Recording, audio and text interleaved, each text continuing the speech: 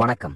இன்று நாம் பேசப்போவது ஒரு மர்மமான, அதிர்ச்சியூட்டும் மற்றும் மிகவும் வேதனையான உண்மையை பற்றிதான். உலகின் மிகவும் நாகரிகமான, மிகவும் தொழில்நுட்ப ரீதியில் முன்னேறிய ஒழுக்கமான நாடுகளில் ஒன்று மெதுவாக மறைந்து கொண்டிருக்கிறது. இந்த நாட்டில் ரயில்கள் சரியான நேரத்திற்கு ஒரு நொடி கூட தாமதமின்றி ஓடுகின்றன. தெருக்கள் சுத்தமாக இருக்கின்றன. உணவகங்களில் ரோபோக்கள் உங்களுக்கு சேவை செய்கின்றன. ஆனால் இந்த பளபளப்பான சரியான கண்ணாடி அரண்மனைக்கு பின்னால் அதன் மையத்தில் ஒரு புற்றுநோய் பரவி கொண்டிருக்கிறது. இது ஒரு அமைதியான அவசர நிலை. இது எந்த ஒரு போராலோ பெருந்தொற்றாலோ உருவான நெருக்கடி அல்ல. இது தன்னைத்தானே மெதுவாக ஆனால் நிச்சயமாக அழித்துக் கொள்ளும் ஒரு தேசத்தின் கதை. இந்த நாட்டின் மக்கள் தொகை வேகமாக சரிந்து கொண்டிருக்கிறது. இது தென்கொரியா அல்ல, சிங்கப்பூர் அல்ல, இது ஜப்பான். ஆம், உங்கள் கனவுகளின் நாடு, உங்கள் வேலை மற்றும் வாழ்க்கைக்கான இலக்கு நாடு இப்போது ஒரு பயங்கரமான எதிர்காலத்தை எதிர்கொள்கிறது. வெளியே பார்ப்பதற்கு எல்லாம் நன்றாக இருந்தாலும் உள்ளே எல்லாம் நொறுங்கிக் கொண்டிருக்கிறது. 2025ஆம் ஆண்டு புள்ளி விவரங்களின்படி ஜப்பானில் பிறந்த குழந்தைகளின் எண்ணிக்கை 6,71,000 மட்டுமே இருந்தது. இது 1899ஆம் ஆண்டு புள்ளி விவரங்கள் தொகுக்கப்பட்ட பின்னர் இல்லாத அளவுக்கு மிக குறைவு. ஆனால் அதே ஆண்டில் இறப்புகளின் எண்ணிக்கை சுமார் 1.59 மில்லியன். இதன் பொருள் என்ன? ஒவ்வொரு ஆண்டும் கிட்டத்தட்ட 1 மில்லியன் மக்கள் தொகையிலிருந்து மறைந்து கொண்டிருக்கிறார்கள். நண்பர்களே, இது தற்செயலாக நடந்த ஒன்றல்ல. இது தசாப்தங்களாக தொடரும் ஒரு போக்கு. ஜப்பானின் மொத்த கருவுறுதல் விகிதம், டோட்டல் ஃபெர்டிலிட்டி ரேட் 1.14ஆக சரிந்துள்ளது. ஒரு நிலையான மக்கள் தொகையை பராமரிக்க குறைந்தபட்சம் 2.1 இருக்க வேண்டும். இது ஒரு புள்ளி விவரம் மட்டுமல்ல, இது தேசிய பேரழிவின் நேரடி அறிகுறி. இந்த மக்கள் தொகை சரிவுக்கு முக்கிய காரணம் என்ன? திருமணங்களின் எண்ணிக்கை கடுமையாக குறைந்து வருகிறது. 2000ஆம் ஆண்டுகளின் தொடக்கத்தில் ஆண்டுக்கு கிட்டத்தட்ட 800,000 திருமணங்கள் பதிவாகின. இப்போது அந்த எண்ணிக்கை 5 லட்சமாக சரிந்துள்ளது. ஜப்பானில் பெரும்பாலான குழந்தைகள் திருமணமான தம்பதிகளுக்கு பிறப்பதால் குறைவான திருமணங்கள் என்பது குறைவான குழந்தைகளையே குறிக்கிறது. ஆனால் இங்குதான் மிகப்பெரிய முரண்பாடு இருக்கிறது. சுமார் 80% ஜப்பானிய இளைஞர்கள் திருமணம் செய்து கொள்ள விரும்புகிறார்கள் என்று கணக்கெடுப்புகள் கூறுகின்றன. பின்னே என்ன பிரச்சனை? இன்றைய ஜப்பானில் சரியான துணையை கண்டுபிடிப்பது மிகவும் கடினமாகிவிட்டது. ஒருமுறை 90% தம்பதிகள் வேலை, பள்ளி அல்லது நண்பர்கள் மூலமாக சந்தித்தனர். இப்போது அந்த எண்ணிக்கை 74% குறைந்துள்ளது. ரிமோட் வேலை கலாச்சாரம், தனிமையுரிமை கவலைகள், இவை அனைத்தும் இளைஞர்களை தனிமைப்படுத்தியுள்ளன.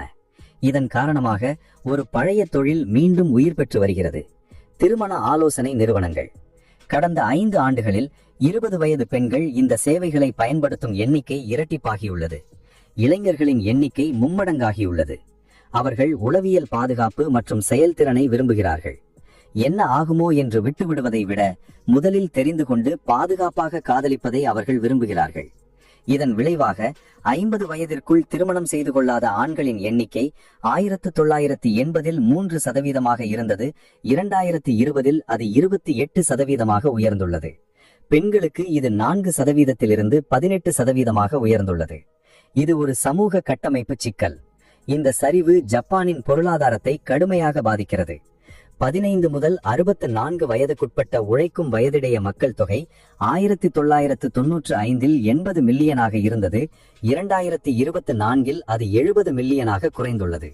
2040க்குள் இது 60 மில்லியனுக்கும் கீழ் வீழ்ச்சியடையும் என்று கணிக்கப்பட்டுள்ளது. அதாவது விரைவில் 11 மில்லியன் தொழிலாளர்கள் இல்லாமல் போவார்கள். ரோபோக்கள் எவ்வளவு திறமையானவையாக இருந்தாலும் வயதானவர்களை கவனிப்பதற்கும் தொழிற்சாலைகளை இயக்குவதற்கும் உணவு பரிமாறுவதற்கும் மனித கைகள் தேவை. கிராமங்கள் வெறிச்சோடி கிடக்கின்றன. 9 மில்லியன் வீடுகள் காலியாக உள்ளன. இவை அகியா அல்லது பேய் வீடுகள் என்று அழைக்கப்படுகின்றன. இந்த வீடுகள் பாழடைந்து அந்த பகுதிகளை ஸ்பிராலிங் நகரங்களாக மாற்றுகின்றன. மறுபுறம் டோக்கியோவில் மக்கள் தொகை அதிகரித்து வருகிறது. இது அனைத்து வளங்களையும் உறிஞ்சும் ஒரு மாபெரும் நகர பிரச்சனையை உருவாக்குகிறது. இந்த நெருக்கடிக்கு ஜப்பானிய அரசாங்கமும் ஒரு காரணமாகும். 1990களில் பொருளாதார குமிழி வெடித்த பிறகு அரசாங்கம் உடனடியாக மக்கள் தொகை கட்டமைப்பை சீர்திருத்த தவறிவிட்டது. வளர்ச்சி கொள்கைகளில் மட்டும் கவனம் செலுத்தியது. இரண்டாவது மற்றும் மிகப்பெரிய தவறு குடியேற்ற கொள்கை. தூய ஜப்பானிய அடையாளம் என்ற கலாச்சார காரணத்தால் அவர்கள் வெளிநாட்டினரை மிகவும் குறைவாகவே அனுமதித்தனர். நிறுவனங்கள் மற்றும் தொழில்களின் அழுத்தம் இருந்த போதிலும் குடியேற்றம் ஒரு அரசியல் விஷயமாக மாறியுள்ளது. தற்போதைய பிரதமர் சனே தகாயிச்சி வெளிநாட்டினரின் நுழைவை கடுமையாக்கும் கொள்கைகளை கையில் எடுத்துள்ளார். இது அவரது பழமைவாத வாக்காளர்களின் ஆதரவை பெற்றாலும் பொருளாதாரத்திற்கு தீங்கு விளைவிக்கிறது. ஒரு உதாரணத்தை பாருங்கள். ஜப்பானின் உணவக தொழில் குறிப்பிட்ட திறன் தொழிலாளர் SSW விசாவின் கீழ் புதிய வெளிநாட்டு தொழிலாளர்களை நியமிப்பதை நிறுத்த வேண்டிய கட்டாயம் ஏற்பட்டுள்ளது. ஏனென்றால் அவர்கள் ஏற்கனவே குறிப்பிட்ட 50,000 பேர் கொண்ட ஒதுக்கீட்டை எட்டிவிட்டனர். இந்த ஒதுக்கீடு COVID-19 தொற்று நோய்க்கு முந்தைய கணிப்புகளின் அடிப்படையில் நிர்ணயிக்கப்பட்டது. ஆனால் தொற்று நோய்க்கு பிறகு தேவை வேகமாக உயர்ந்தது. இப்போது உணவகங்கள் பணியாளர்கள் இல்லாமல் மூடிக்கொண்டிருக்கின்றன. இந்த முடிவுகள் அனைத்தும் ஒரு பெரிய நிதி நெருக்கடிக்கு இட்டுச் செல்கின்றன. ஜப்பானின் மொத்த கடன் அதன் மொத்த உள்நாட்டு உற்பத்தியில் GDP 206% ஆகும். இது உலகிலேயே மிக அதிகம்.